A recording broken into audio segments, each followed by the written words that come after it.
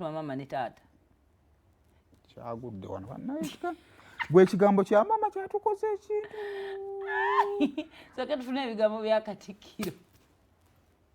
Kikulu nnyo abayimbi okwewala effujjo. Waliwo abayimbi omu ye Alien Skin male Palaso balwanye katono battiŋŋane. Lwaki ebibatawaanya tebajja wano nembayamba ne babitereeza? Kiki ekyo ekibatawaanya ekibatuuka okukwata ennyondo n'amajambiya kati omuntu bw'afiira mu ntalo ezo?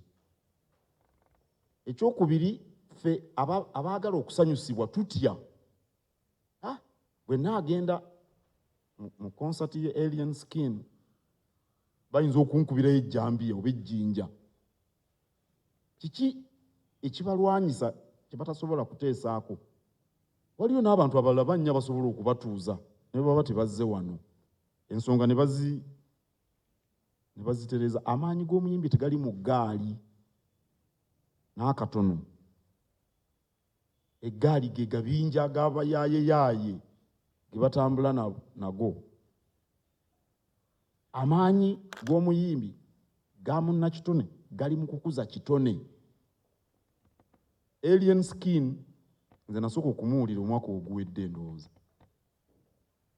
Nali ndi mu Amerika eyo, omuntu omu n'ampeereza obubaka nti kakati Palaso ndowooza ye Mayanja, Kabaka yali kyajje amuyita okumuyimbira ku mazaalibwa ge nti yakubye omuyimbi yamukubye oluyi.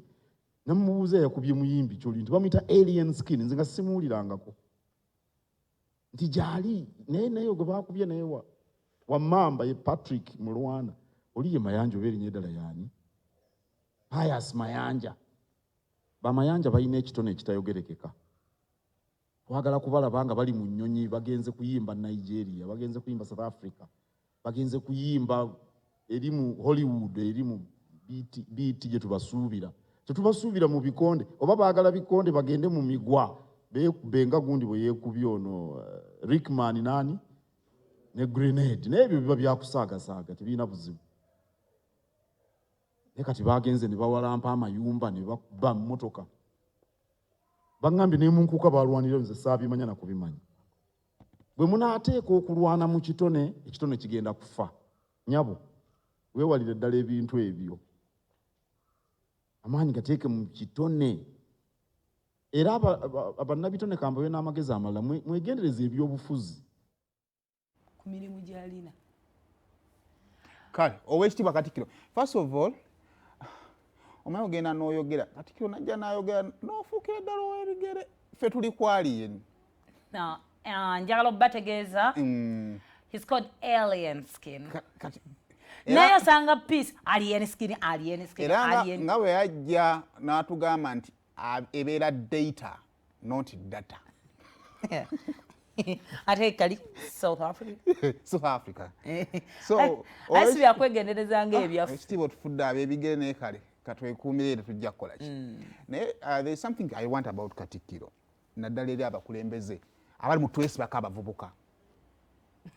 Make research about us. Abatamanyi na data bwa tumukozesa tutya. Omanyi kati obanga ogwe Rickman ng'oli eyo Katikkiro off head najja n'agamba nga gundi bwe yakoze bw'ati. Katikkiro bw'akuyita owulira ng'omuntu akuyise abadde mu bulamu bwo. Ne waliwo omuntu ajja mu bulamu bw'omuvubuka. Because also you might assume the kind of music Rickman and Grenade bye bakola. Obiraba nti oba balinga balina age group yaabwe kati okulaba nti Katikkiro n'ebikonde yabitegedde.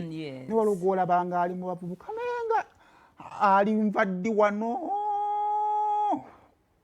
Achipika. So give us time if you need us. Make research. Okay, kale mukiraba ebintu byebikolebwa mu ggwanga luno n'abakulembeze babiraba era babivumirira. So tudde mu ndongo. Amaanyi g'omuyimbi ndongo.